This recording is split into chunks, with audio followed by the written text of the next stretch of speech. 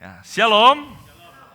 Ya, pada hari ini kita akan merenungkan bersama-sama sebuah tema, yaitu Build for Legacy, atau apa yang mau kita tinggalkan ketika kita hidup di dalam dunia ini.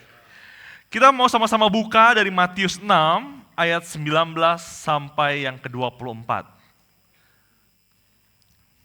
Mari kita sama-sama buka Alkitab kita, saya rindu untuk membacakannya secara bergantian. Matius yang ke-6, Matius pasal 6, ayat yang ke-19 sampai yang ke-24. Yang sudah katakan amin? Oke. Mari Bapak sekalian kita baca secara bergantian, Matius 6 ayat 19 sampai 24, saya ayat 19, Bapak Ibu Saudara sekalian ayat yang ke-20, terus secara bergantian sampai yang ke-24. Matius 6 sampai ke-24, demikianlah firman Tuhan. Janganlah kamu mengumpulkan harta di bumi ngengat dan karat merusaknya dan pencuri membongkar serta mencurinya. Silakan.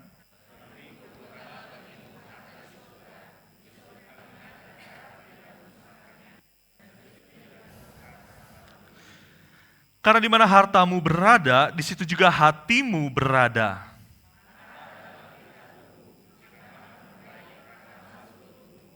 Jika matamu jahat, gelaplah seluruh tubuhmu. Jadi, jika terang yang ada padamu gelap, betapa gelapnya kegelapan itu.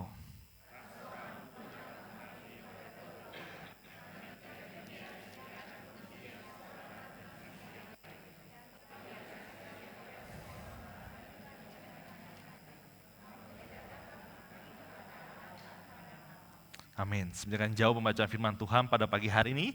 Itulah Matius 6 ayat 19 sampai ke-24. Biarlah itu yang terus kita akan mau renungkan bersama dan akan kita lakukan di dalam kehidupan kita. Nah Bapak sekalian, di dalam kehidupan kita, boleh di next, yaitu ada hal-hal yang kita lakukan caranya sama tetapi hasilnya berbeda. Saya merenungkan ada apa aja yang bisa menggambarkan hal ini. Paling sering itu biasanya dilakukan oleh ibu-ibu gitu ya. Apa? Yaitu memasak. Betul, ya memasak misalnya resepnya ada, semua sudah dilakukan, takarannya ini itu dan lain sebagainya. Tetapi ketika tangannya berbeda, hasil makanannya seringkali berbeda.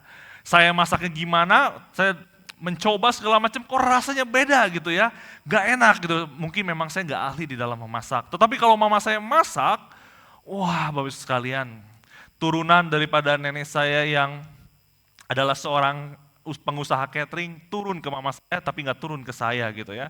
Pada dia kecil saya udah potong bawang, berlatih tekun gitu ya, seperti biksu gitu ya, pagi-pagi gitu. Tapi ternyata hasilnya berbeda. Karena katanya kalau memasak itu tangannya beda, beda rasa. Atau mungkin yang lain Bapak Ibu sekalian, ketika mungkin para pria gitu ya, berusaha, metode berusahanya, ukuran usahanya, segala macamnya, bagannya gini tuh segala macam, sudah persis seperti CEO-CEO terkenal. Tapi ternyata waktu kita menjalankan usaha tersebut, ternyata hasilnya berbeda. Tapi sekalian, hal-hal tersebut ada di dalam dunia ini. Caranya sama tetapi hasilnya berbeda. Nah hal tersebut juga bisa kita bandingkan antara orang yang percaya dan orang yang tidak percaya Bapak Ibu sekalian. Orang yang percaya itu melakukan segala sesuatunya untuk kemuliaan Tuhan. Tetapi orang yang tidak percaya untuk kemuliaan berhalanya. Saya nggak sebutkan dirinya, tidak sebutkan apa yang dia kasih, tapi berhalanya. Karena daripada, bahkan juga bukan mamon seperti apa yang kita baca. Kenapa? Karena hari ini berhala itu begitu banyak ya Bapak Ibu sekalian. Berhala itu sangat banyak. Nah kalau mau tahu gitu ya, apa yang membuat kita, bagaimana cara kita melakukan hidup seperti bekerja dan lain sebagainya, kita punya pandangan tentang Yesus Kristus, tentang dua natur yang benar tentang Kristus, bisa lihat di khotbah saya minggu lalu gitu di KU2. Supaya tidak panjang lebar karena seringkali katanya terlalu lama kalau saya khotbah ya. Nah, kemudian kita balik lagi, bahwa sekalian orang yang tidak percaya itu seringkali melakukan hidupnya untuk menyenangkan berhalanya. Nah Bapak sekalian, apa itu berhala? Saya mungkin bisa mendefinisikannya sebagai berhala adalah sesuatu hal yang menggantikan Allah di tempat yang seharusnya dia bertahta. Di manakah seharusnya Allah berada? Bapak sekalian? Di dalam pusat hidup kita, yaitu di dalam hati kita. Kita harus menempatkan Kristus sebagai pusat kehidupan kita, bukan sebagai tempat pertama. Kristus ketika ditanya oleh orang Farisi atau oleh muridnya gitu ya, di pertanyaan, apakah yang terutama dari hukum Taurat? Yesus menjawab apa? Yesus menjawab, kasihilah Tuhan Allahmu dengan segenap hatimu, segenap jiwamu, segenap akal budimu. Itu menunjukkan bukankah kasihi Allah itu bukan untuk tempatkanlah Allah di tempat pertama, kemudian kedua, ketiga, keempat itu secara berurutan. Tidak, tetapi taruhlah Allah di pada pusat kehidupanmu. Kasihilah Allah dengan seluruh hidupmu. Nah, kemudian apa itu berhala? Kalau sampai ada sesuatu yang menggantikan Allah di tempat dia seharusnya bertahta. Seringkali ada apa? Seringkali harta dan juga materi itu yang menjadi pusat kehidupan kita. Bukankah kekayaan, uang, gaya hidup yang materialistis yang menyita seluruh fokus kita di dalam kehidupan kita? Atau karir dan juga prestasi. Ambisi kita berlebihan terhadap kesuksesan, kekuasaan, atau hari ini anak-anak muda itu popularitas di dalam sosial media. Kita rindu ketika di jalan diajak foto. Atau mungkin ketika kita lagi berjalan-jalan, oh ini ya, oh itu ya. Kita rindu secara popularitas karena kita menggunakan sosial media hari ini. Itu yang membentuk kita secara sadar atau tidak sadar. Dan sehingga setiap orang mengabaikan nilai-nilai spiritual. Atau diri sendirilah yang menjadi pusat daripada kehidupan kita, hati kita. Yaitu menjadikan keinginan, hawa nafsu atau kenyamanan pribadi sebagai prioritas utama dalam mengambil setiap keputusan. Sehingga Allah itu digantikan dengan diri kita, yang menjadikan diri kita sebagai berhala. Atau relasi kita, Bapak Ibu sekalian, sadar tidak sadar. Kita terlalu mengasihi atau bergantung kepada pasangan kita, keluarga kita, atau bahkan idola kita. Hari ini Bapak Ibu sekalian, anak muda itu seringkali mengidolakan idolanya sampai sejauh mengerikan. Bapak Ibu sekalian, saya pernah lihat satu potongan video gitu ya. Dia bilang dengan bangganya, Bapak Ibu sekalian, dia ketik seperti ini. Ini uang 20.000 saya terakhir, tapi saya donasiin untuk idola saya. Buset. Dia nggak pikirin dia makan apa, dia nggak tahu ke depan gimana, pokoknya saya kasih, kalau sekarang biasanya 20.000 tuh apa ya, namanya sumbangan gitu ya, donasi gitu. Kalau sekarang ada banyak live streaming, donasi 20.000, padahal itu duit terakhir dia untuk idolanya dia. Padahal idolanya jauh lebih kaya daripada orang yang memberinya, bukan? Itu yang ada di kepala, saya juga nggak ngerti apa yang ada di kepala dia gitu ya. Tapi dia dengan bangganya menceritakan itu. Kemudian, atau Allah itu digantikan dengan teknologi atau dengan hiburan, Bapak Ibu sekalian. Kita keterikatan berlebihan kepada handphone kita, kepada media sosial kita, atau hobi yang menghabiskan waktu yang juga energi. Sehingga seharusnya ketika kita mencintai Allah, energi kita untuk itu, untuk kemuliaan Dia, kita pakai untuk hobi kita.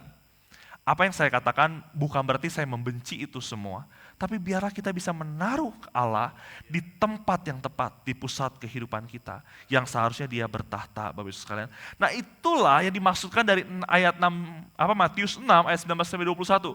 Seringkali kan kita bilang, kumpulkanlah harta di sorga, jangan sampai kita fokus kepada yang ada di dalam dunia ini. Kita harus memberi jor-joran dan lain sebagainya, tapi saya rasa ini tentang posisi hati kita, Bapak Ibu Saudara sekalian. Oleh sebab itu Matius 6 ayat yang ke-21 berkata, di mana hartamu berada, di situ juga hatimu berada. Di situ Yesus mau mengajarkan apa? Siapakah yang paling penting di dalam kehidupanmu?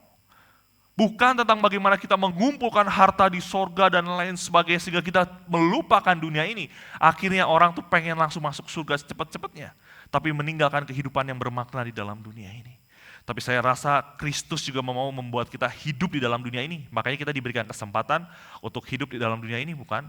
Kalau enggak Tuhan Yesus mati, masuk bangkit, naik ke sorga, kenapa kita enggak langsung diangkat aja?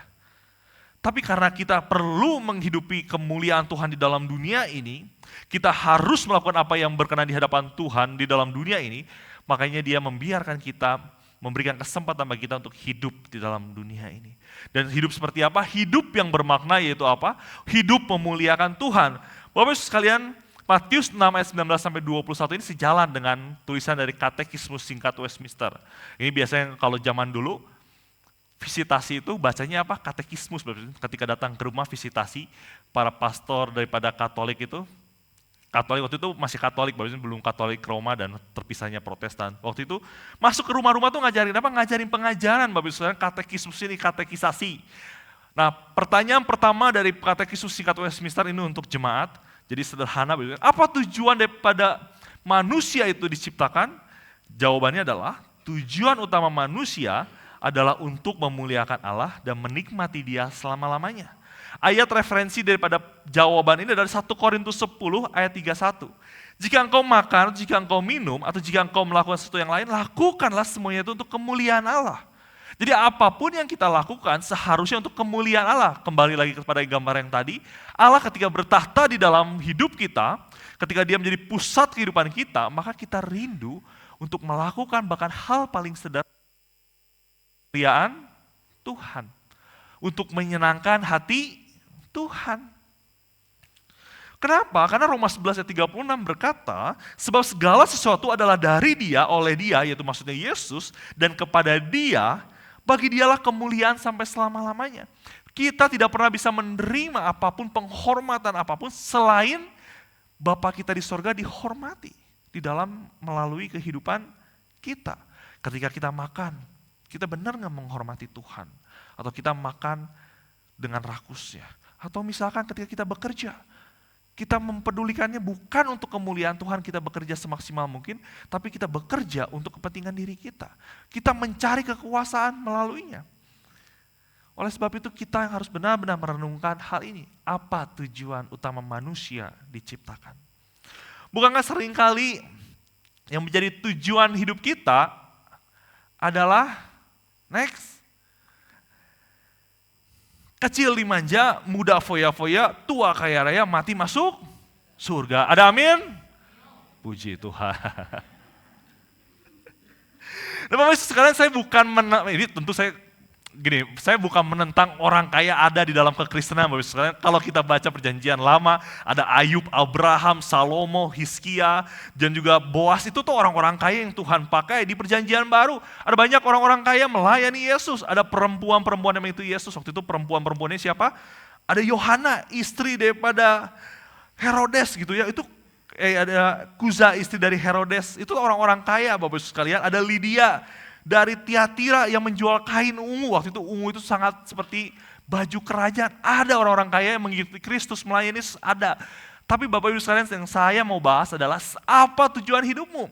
Apakah tujuan hidup kita adalah menyenangkan hati kita sehingga saya itu kecil dimanja, muda foya-foya, tua kaya raya, mati masuk surga. Hidup kita sempurna. Atau bahkan seringkali ini sebenarnya bukan jadi tujuan kita, tetapi kita membangun kehidupan kita untuk next, anak saya. Kita membuat tujuan hidup kita adalah anak saya harus kecil dimanja, muda harus mereka bisa foya-foya, terus kemudian ada legacy yang saya turunkan yaitu dia harus kaya raya, dan juga dia akan nanti mati masuk surga.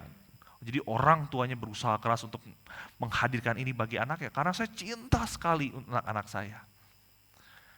Kalau bisa saya berikan yang terbaik, jangan seperti saya. Itu udah saya dengar sering kali kalau lagi ngobrol sama orang tua.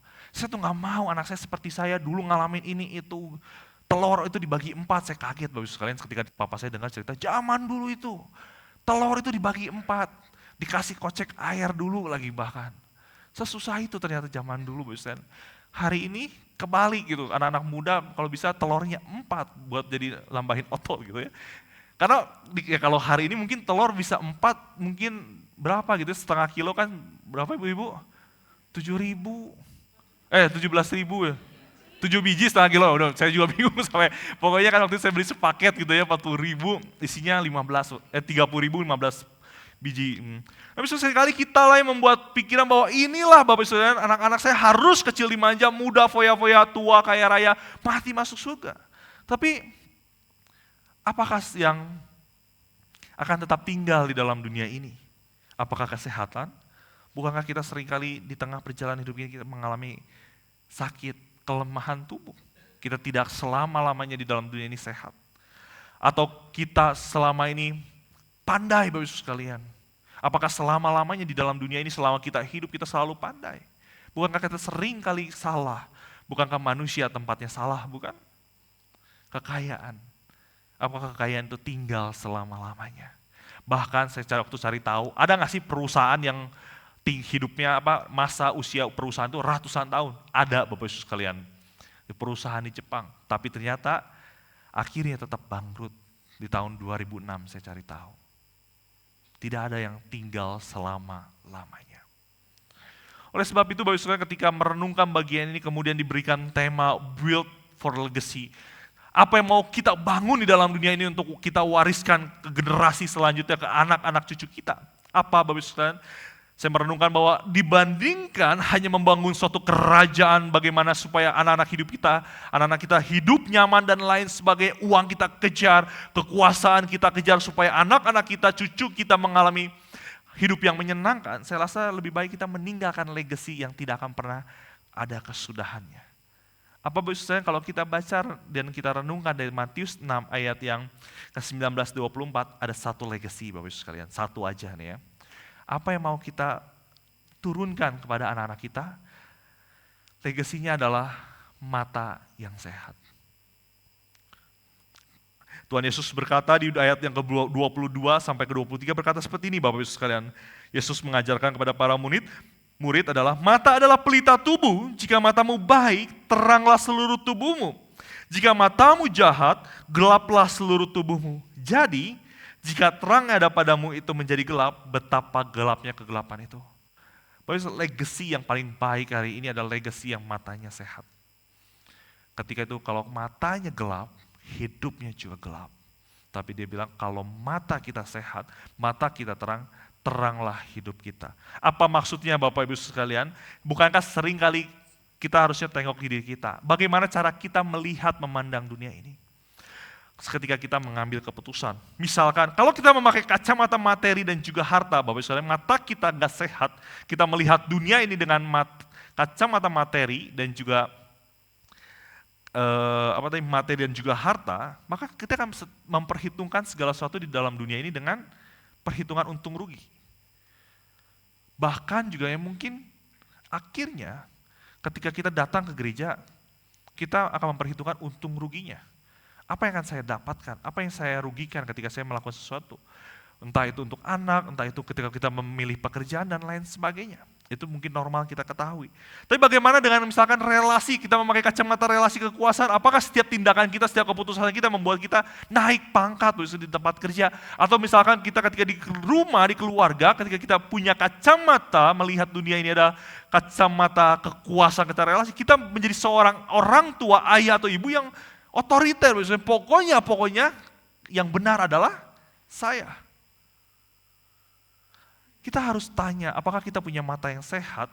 Apakah kita pemakai kacamata yang tepat, Bapak Ibu sekalian? Cara memandang dengan benar adalah karena hati kita yang benar. Bapak Ibu sekalian, mata dengan hati itu sangat terkoneksi, Bapak Ibu sekalian. Mata dan hati itu sangat terkoneksi. Apa yang kita lihat itu akan mempengaruhi hati kita. Tapi sekalian ketika Kristus berkata, Yesus mengajarkan supaya memiliki mata yang baik, boleh next.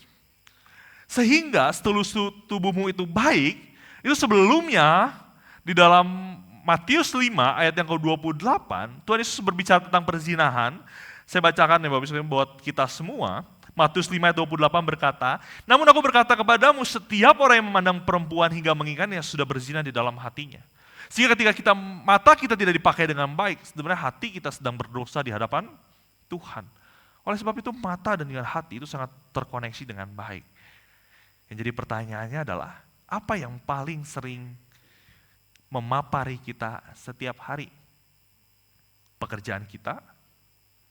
Sosial media kita? Atau kebenaran firman Tuhan yang kita lihat setiap hari? Misalnya mata yang sering terpapar oleh kebenaran firman Tuhanlah yang seharusnya kita turunkan kepada anak kita.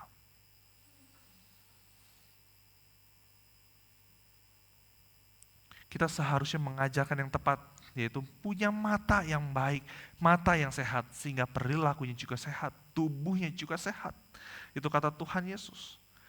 Yang menarik Bapak Ibu sekalian, ketika Tuhan mengajarkan mata yang sehat, pedulikanlah, utamakan Allah di dalam kehidupanmu yang tadi saya sudah bahas. Perikop selanjutnya apa? Janganlah khawatir. Carilah dahulu kerajaan Allah, maka semuanya akan ditambahkan kepadamu. Jadi sebenarnya perikop ini ketika kita memandang Allah, memandang dunia ini dengan baik, Tuhan itu tetap setia menyertai kita. Jadi janganlah khawatir, Bapak Ibu sekalian, kata Yesus sendiri. Bukankah bunga bakung di taman dipelihara Allah, burung-burung terbang itu tidak mencari makan tapi Tuhan pelihara.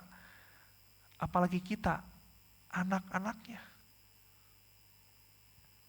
Jadi Bapak Ibu sekalian, pandanglah Kristus dengan tepat, biarlah kita menempatkan Allah di tempatnya, di pusat daripada kehidupan kita. Mungkin ada banyak pergumulan di dalam kehidupan kita, tapi kemudian Yesus mengingatkan apa? Janganlah khawatir. Nah biarlah kita punya mata yang sehat, kemudian mata yang sehat ini kita turunkan kepada anak cucu kita. Itu yang mau kita renungkan bersama hari ini. Sebenarnya khotbah saya sudah selesai sampai hari ini Bapak Ibu sekalian. Tapi karena ngomongin keluarga, saya mau nambahin sedikit. Bapak Ibu sekalian, ada namanya Mary Eberstadt, dia masih hidup hari ini. Saya juga nggak tahu kenapa tiba-tiba podcastnya dia muncul di YouTube saya gitu ya. Nah dia membahas satu bukunya yaitu How the West Really Lost God. Bagaimana Barat kehilangan Allah. Dia berkata, the decline of faith and the decline of the family in the West are a double helix of cause and effect. Atau dalam bahasa Indonesia saya terjemahkan, Bapak-Ibu sekalian, penurunan iman dan kemerosotan keluarga di Barat merupakan helix ganda. Helix ganda itu seperti tali tambang berkelindan dari hubungan sebab akibat. Intinya apa Bapak-Ibu sekalian? Dia seorang filsuf, dia memikirkan bahwa ketika sekularisme itu terjadi, itu sebenarnya ada relasi atau ada hubungan antara jatuhnya iman dengan jatuhnya keluarga. Jatuhnya iman, maka ada sebab akibatnya adalah akibatnya keluarga jatuh. Nah keluarga jatuh, iman pun jatuh. Jadi salah satu, yang dua-duanya itu harus kita jaga, jangan cuma salah satunya. Iman juga harus kita jaga, keluarga pun harus kita jaga. Tapi sekalian tentu contohnya itu ada di Barat, di daerah Eropa ataupun Amerika. Salah satu contohnya adalah bagaimana ketika orang-orang Barat itu dia katakan melihat keluarga itu seperti suatu hal yang bukan dengan high view atau bagaimana dengan melihat keluarga itu suatu hal yang bernilai, tapi dengan suatu hal yang rendahan, misalkan seperti ini. Oh keluarga itu tuh bukan suatu hal yang diikat oleh perjanjian kebenaran firman Tuhan gitu ya. Tetapi keluarga itu ya udah, siapa yang dimana sesuai preferensiku aku hidup. Maksudnya gini, ya udah kalau saya misalkan saya laki-laki, saya pilih pasangan, saya mau jadikan dia istri saya, tapi kalau minggu-minggu depan saya udah gak suka, saya ganti. Nah itu keluarga di dalam pemikiran orang Eropa. Kenapa? Karena iman mereka itu tidak dijaga, tidak diajarkan kebenaran firman Tuhan. Salah satunya Bapak Ibu sekalian ketika gimana merubah konsep mereka itu adalah ketika kita lihat Bapak Ibu sekalian, salah satunya adalah ketika alat kontrasepsi itu muncul. Teknologi mungkin di Indonesia lebih kenal KB lah. Bapak Ibu sekalian, KB itu tujuannya adalah supaya, saya udah catat di sini ya, soalnya takut salah ngomong kalau masalah ginian ya. Pada dasarnya memikirkan cara agar manusia dapat mengatur jarak kehamilan dan mencegah kehamilan yang tidak direncanakan. Itu kan tujuannya, supaya tidak berdekatan, supaya diatur ekonomi dan lain sebagainya. Tapi ada satu pandangan Alkitab yang berubah Bapak Ibu sekalian. Ketika ini muncul, apa? Ketika kehamilan itu adalah menjadi suatu pilihan. Ketika mengandung seorang anak adalah menjadi suatu pilihan. Akhirnya muncul apa? Aborsi itu boleh. Satu keyakinan, ini badan-badanku kok. Kenapa gue gak boleh aborsi? Itu yang terjadi di pikiran orang-orang Barat. Tidak didampingi dengan iman yang tepat sehingga keluarga pun berantakan. Nah biasanya dampak daripada pemikiran-pemikiran yang kurang iman di dalam melihat dunia ini dengan baik, keluarga pun jadi hancur berantakan. Hari ini tuh di Barat itu kekurangan baik. Karena ada banyak orang memilih free child. Atau ada yang rumahnya itu diisi oleh orang tua yang memang tidak menikah. Atau diisi oleh orang tua atau pasangan yang bercerai. Saya rasa nggak perlu seorang filsuf untuk menyimpulkan dunia ini sedang tidak baik-baik saja tentang keluarga, bukan? Waktu saya SMP, mungkin cuma hitungan jari yang keluarganya bercerai, yang melakukan divorce. Tapi hari ini ketika saya tanya ke guru-guru, bisa jadi setengah lebihnya itu divorce, Bapak Ibu sekalian. Kenapa? Saya rasa bukan cuma teknologi, tapi bukankah berita-berita entertainment yang muncul menunjukkan bahwa oh ya si ini kawin sama ini cerai, kawin cerai, kawin cerai. Akhirnya juga secara langsung tidak langsung kita menganggap oh ya kayaknya itu yang benar deh. Oleh sebab itu kenapa mata kita itu perlu dijaga. Keluarga itu kita perlu baik-baik ajarkan bahwa keluarga itu punya value yang tinggi. Suatu hal yang penting di dalam kehidupan kita. Kenapa Bapak Ibu iman dan keluarga perlu dijaga? Kata Maria saat itu, karena keluarga yang sehat akan menghasilkan gereja yang sehat. Hari ini gereja itu di dalam Eropa, di Amerika tuh banyak beralih fungsi, Bapak Ibu. Kalau nggak jadi hotel, jadi tempat pub, tempat dugem gitu kayak itu, atau bahkan ada yang jadi masjid, Bapak Ibu. Kenapa? Karena nggak ada yang datang, Bapak Ibu. Keluarga itu nggak ada yang datang. Oleh sebab itu iman dan keluarga itu harus kita jaga bersama-sama, sehingga gereja itu menjadi sehat, Bapak Ibu sekalian. Oleh sebab itu kita perlu menggunakan kacamata yang tepat, kita harus ajarkan kepada anak cucu kita bagaimana melihat dunia ini dengan tepat, dengan paparkan apa? Kebenaran firman Tuhan setiap harinya. Seberapa jauh setiap kita yang punya anak hari ini dari kecil sudah memberikan kisah apa yang ada di Alkitab dari kecil. Ini bukan masalah trik parenting dan lain sebagainya, tapi kebenaran firman itu harus diceritakan setiap hari. Bapak sekalian, anak-anak bangsa Israel, Allah perintahkan apa? Itu Shema Israel. Ajarkanlah siapa Allah. Allah itu adalah Esa. Allah itu adalah Allah Tuhanmu itu. Itu yang setiap hari dikumandangkan oleh mereka. Nah, harusnya kita kerjakan itu juga sebagai orang tua hari ini dari kecil. Bapak sekalian, saya pernah di salah satu gereja besar, di gereja di kota besar itu, di Surabaya, bayangin, Alkitab sangat mudah kita bawa setiap hari di handphone. Di YouTube kita bisa menunjukkan video-video cerita kisah Alkitab. Tapi ketika saya tanya anak-anak sekolah minggu, tahu nggak Daud siapa? Nggak tahu. Daud, Bapak Ibu sekalian. Daud, dia nggak tahu. Musa, dia nggak tahu.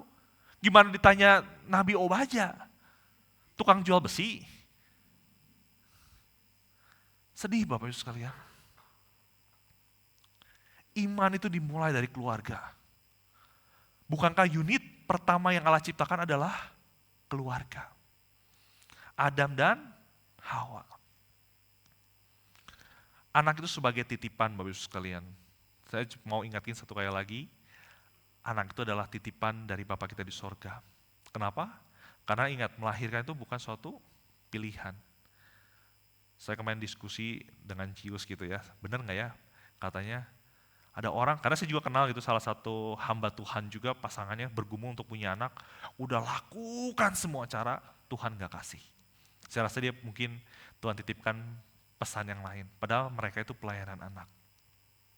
Tapi ada banyak anak-anak muda yang nakal sekalian, yang tidak mau punya anak, tiba-tiba Tuhan kasih, bukan? Banyak anak-anak lahir di luar pernikahan hari ini. Jadi anak itu adalah pemberian daripada Bapa. Mazmur berkata Allah sendiri yang merajut setiap kita, bukan? Termasuk anak-anak kita.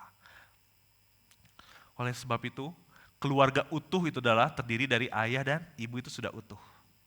Jadi jangan sampai menganggap bahwa kita nggak punya anak itu tidak utuh. Itu nggak tepat, Bapak Ibu sekalian. Tidak biblical kalau kata. Kembali, bagaimana kita punya mata yang tepat, mata yang benar. Yesus memberitahukannya kepada kita di Matius 6 ayat 24. Dia berkata, tak seorang pun dapat mengabdi kepada dua tuan, karena jika demikian ia akan membenci yang seorang dan mengasihi yang lain, atau ia akan setia kepada yang seorang dan tidak mengindahkan yang lain, kamu tidak akan dapat mengabdi kepada Allah dan kepada Mamon, atau saya tambahkan ganti lagi kepada berhala. Bapak Kristus mati supaya kita terbebas dari perbudakan dosa sehingga kita bisa menjadi anak-anak Bapa, sehingga kita mau memuliakan Bapa dalam kehidupan kita. Jadi jangan sampai kita malah membuat diri kita sendiri diperbudak lagi oleh dosa. Jangan sampai kitalah yang menaruh relasi kita sebagai Tuhan kita. Jangan sampai kita yang menaruh uang itu sebagai Tuhan kita. Jangan sampai itu Bapak Ibu sekalian yang kita tempatkan. Salah satu ciri yang paling kerasa dari kita adalah kalau HP kita ketinggalan kita khawatir nggak? Itu jantung udah kayak mau copot, bukan? M-banking di sana, WhatsApp penting di sana, chat-chat mungkin transaksi-transaksi ratusan miliar ada di sana gitu ya. Sejauh mana kita khawatir Bapak Ibu sekalian? Tapi kita pernah nggak khawatir kalau kita nggak datang ke gereja? Santai aja lah hari Minggu, sekali nggak datang ke gereja mah, alah, minggu depan lah datang kok, masih ada minggu depan. Kita nggak khawatir. Nah itu Bapak Ibu salah satu tanda, kita khawatir nggak kalau kita mendukakan hati Tuhan? Kalau kita khawatir nggak kalau kita melakukan hal yang berdosa di hadapan Tuhan? Itu salah satunya aja Bapak Ibu sekalian. Jadi Bapak Ibu sekalian, bagaimana kita mau membangun suatu legacy dengan mata yang sehat adalah kuncinya adalah mengabdi kepada Allah Bapak Ibu sekalian. Supaya apa? Supaya hidup kita memuliakan Allah dan juga sehingga mata kita mata yang sehat. Nah ini Bapak Ibu sekalian kuncinya. Berikanlah hidupmu bagi Allah. Jadikanlah Kristus sebagai pusat kehidupan kita. Atau Allah jadi pusat kehidupan kita. Paparkanlah dirimu dengan kebenaran firman Tuhan. Bacalah Alkitab setiap hari, dengarkanlah khotbah, mungkin misalkan kalau kita lagi nyetrika, biasa gitu. Atau saya pernah dengar Bapak Wandi itu, kalau dia lagi di motor sering dengerin ayat Alkitab gitu ya. Semoga dia selamat di jalan gitu ya, takutnya gak kedengeran. Ada banyak cara Bapak Ibu supaya kita terpapar dengan kebenaran firman Tuhan. Itulah bagaimana seharusnya kita hidup. Nah, ini yang paling terakhir Bapak Ibu dan saya janji. Memang saya tuh pengen banget banyak ngajarin. Bapak Ibu saudara, kita tahu gak sih apa itu kebenaran? Apa itu yang benar? Apa itu kebenaran? Pertanyaan seorang filsuf biasanya gitu ya. Biarlah kita jadi pemikir-pemikir handal gitu ya. Apa itu kebenaran Bapak Ibu sekalian? Apa itu kebenaran firman Tuhan? Yang seringkali kita katakan. Apa yang disebut dengan benar? Bapak Ibu sekalian, dalam bahasa Yunani, asik. Kebenaran itu aletheia. Ayo kita sebutin 2, 3, aletheia. Bapak Ibu sekalian, aletheia itu adalah satu bahasa Yunaninya dari kebenaran. Nah kalau kita breakdown atau kita pecah kata ini, ada 2 kata, a dan lete. Asik, bukan latte, Bapak Ibu sekalian, mentang-mentang di depan ada mesin kopi baru ya. Bukan latte. A tidak dan lete. A itu tidak, lete itu tersembunyi. Sehingga ketika kebenaran itu kita gabungkan menjadi aletheia, itu adalah sesuatu hal yang tidak tersembunyi atau tampak bagi kita. Seringkali kita mengajarkan kebenaran pada anak-anak itu cuma gini loh. Silakan siapa? Chris, gini. Kebenaran itu adalah kamu itu harus datang ke gereja, titik. Itu benar. Tapi saya rasa kebenaran itu bukan cuma hanya suatu tegasan kalimat yang keluar dari mulut kita, tetapi aletheia itu ada sesuatu hal yang tadinya tersembunyi tapi tampak kepada kita. Jadi jangan sampai kita menyatakan kebenaran itu cuma lewat mulut kita, tetapi hidup kita. Aletheia. Kristus itu tidak tersembunyi di dalam hidup kita, tapi muncul dari hidup kita. Kebenaran itu muncul daripada hidup kita. Jadi kalau mau mengajarkan anak-anak kita, ayo rajin sekolah minggu, kita harus semangat. Tapi jam 7.30 kita masih duduk di kursi gitu ya. Anak kita tuh lihat Bapak Ibu sekalian, anak itu adalah pembelajar yang paling cepat. Biasa kalau kata orang psikolog tuh, 5 tahun pertama itu golden age katanya. 5 tahun pertama itu dia sangat mempelajari dunia ini. Ya bagaimana kita menunjukkan diri kita, hidup takut akan Tuhan. Tapi tiba-tiba datang orang, itu tolong dong omongin mama gak ada di rumah. Anak ngelihat, oh bohong tuh berarti boleh ya. Gak apa-apa, saya juga kaget. Ya maksudnya kita itu mau gak kita menunjukkan kebenaran itu dalam kehidupan kita. Aletheia. Sehingga ketika kita memandang dunia ini dengan benar, kita mau ngajarin ke anak-anaknya, kita lakuinlah melihat dunia ini dengan benar. Ajarkanlah kebenaran firman Tuhan. Bagaimana kita melihat keluarga, bagaimana kita melihat pekerjaan, bagaimana kita melihat satu posisi tertentu yang Tuhan sudah percayakan kepada kita dengan mata yang sehat. Sehingga anak-anak kita juga bisa meneruskannya dengan baik. Amin. Mari kita berdoa.